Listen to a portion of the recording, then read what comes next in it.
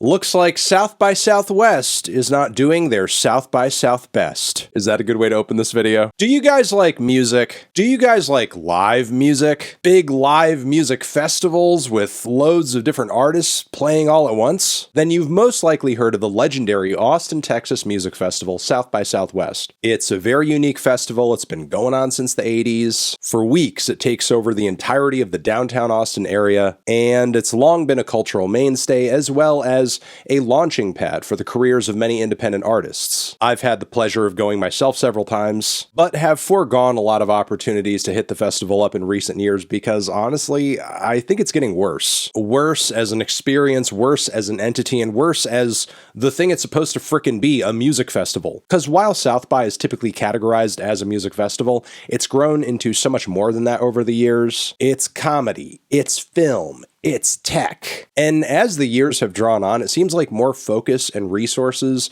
and time and attention are being allocated to those things as opposed to the music. The most obvious example of this being that as ticket prices have grown, as the festival's budget has grown, the pay rates for artists performing at the festival have stayed pretty much trash. Like, I'm sorry, $250 for artists performing in a group or $100 for solo artists or a wristband to attend the festival as compensation for a performance is like, what? This festival is essentially if that greasy, creepy booker guy at your local venue who wants your band to play for some bigger opener for nothing just to get the exposure. Yeah, if that person was an entire festival. Yeah, that's the joke I'm making, and I don't have the mental capacity to make it more concise right now because I'm tired and I'm sick. Leave me alone. So really, when artists do choose to play South by, they're literally doing it in hopes that it'll bring them some kind of attention because it's certainly not bringing them much money. They're agreeing to be a part of this horrendous deal based mostly off of the name recognition of your fest. So clearly they don't have a lot of skin in the game. So of course, naturally, that has brought us to a point where dozens and dozens of artists are all boycotting the festival now over sponsorship ties to the American military and the defense industry. Which, like, how do I even begin to unravel this yarn ball of shit? I guess first order of business here is shout out to the artists who are kind of pulling out here. I know you guys aren't, necessarily losing out on a lot of money or anything being a part of South by. Most likely you were going to lose money going down there. But, like, it's still good for all of you to make a statement like this, especially during such a dire time. I understand not everybody is going to speak up, but there's most certainly a risk involved in doing so for many. So good on artists who I've seen mentioned in articles about this or whose posts online I've caught, be that Scowl or Rachel Chinariri or Kneecap or The Armed or Cum Girl 8. Who can forget Cum Girl 8? Okay, second order of business.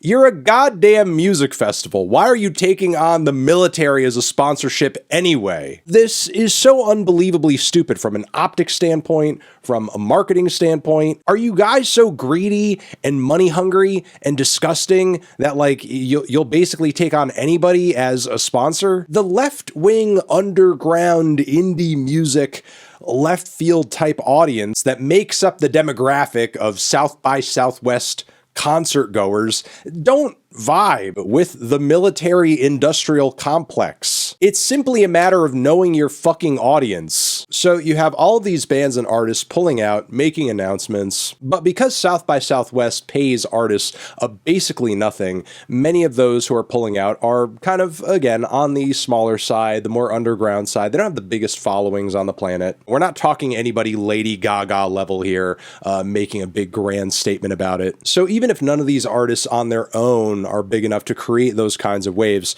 together as a collective, this has stirred up some headlines. Headlines I'm sure South by would have been completely happy to ignore, especially given that, again, they're barely a music festival at this point, and they know where their bread is buttered. Because clearly I'm sure this military sponsorship is being rationalized as like, oh yeah, this is like totally a part of our tech side and everything, which we'll get into in a second. But then, because the governor of Texas is an idiot who has to respond to any and all opportunities to prove that he's anti-woke, decided to tweet about this whole situation. Bands pull out of South by Southwest over U.S. Army sponsorship. Bye. Don't come back. Austin remains the HQ for the Army Futures Command. San Antonio is Military City, USA. Now this puts South by in a situation where they kind of have to respond, because the governor is now tweeting about a shitty situation you created. So now South by is dancing on coals in such a way where they have to not say anything that's going to piss off their sponsors and make them pull out, but simultaneously make themselves seem like, you know, I guess sensitive to the situation they were ignoring up until this point. South by Southwest does not agree with Governor Abbott. I mean, don't you though? Because it's not like you're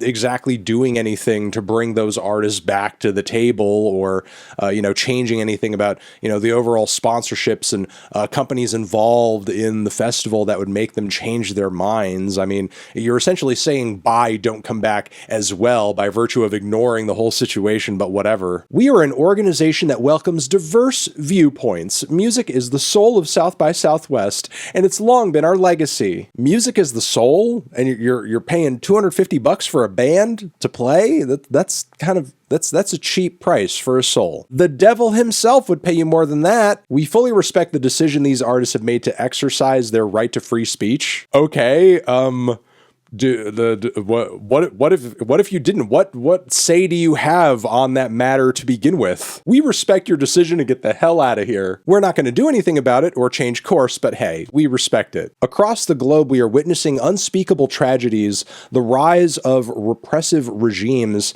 and the increasing spread of violent conflict. It's more crucial than ever that we come together and solve these greater humanitarian issues. Yeah, that's the problem. We're just not coming together enough. We're not just like, you know, quietly tolerating each other enough. If there was just more quiet tolerance of things that were going on in various people and military organizations, then things would be easier and better and more solutioned. The defense industry has historically been a proving ground for many of the systems we rely on today. These institutions are often leaders in emerging technologies, and we believe it's better to understand how their approach will impact our lives. This might be the biggest piece of like horseshit corporate speak I've read this year. I don't know if I've ever heard a company or event frame a sponsorship they're taking on as like a learning opportunity. Is this like a keep your enemies close kind of situation here? Yeah, we just like want to know what the military's doing and stuff. It's better that we take their money so that we're able to understand the things that they're doing. South by Southwest is like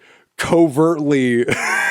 You see, it was the military who thought they were in the dominant position here, but South by Southwest was covertly peeking behind the curtain. They're going to expose all that dark military tech. The Army's sponsorship is part of our commitment to bring forward ideas that shape our world.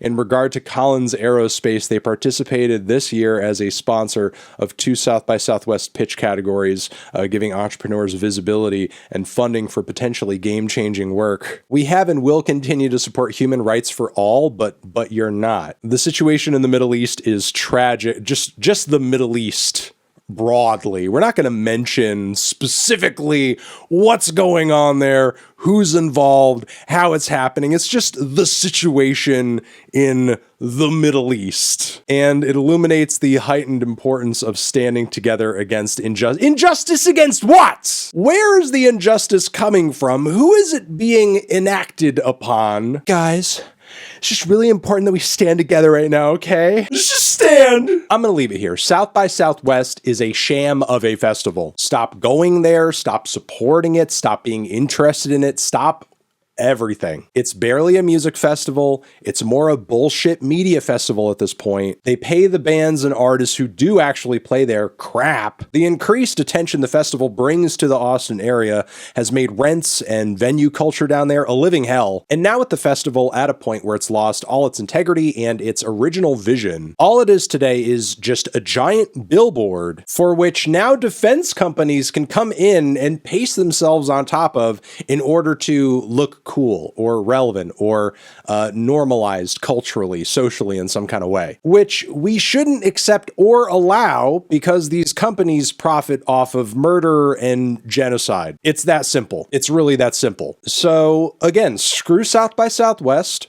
Screw them over it barely being a music festival. Screw them over the way they pay artists terribly. And screw them also over this. Screw them over this too. And I'm gonna leave it there. Gonna leave it there. Over here next to my head is another video you can check out. Hit that up or a link to subscribe to the channel. Anthony Fantano, South by Southwest for never.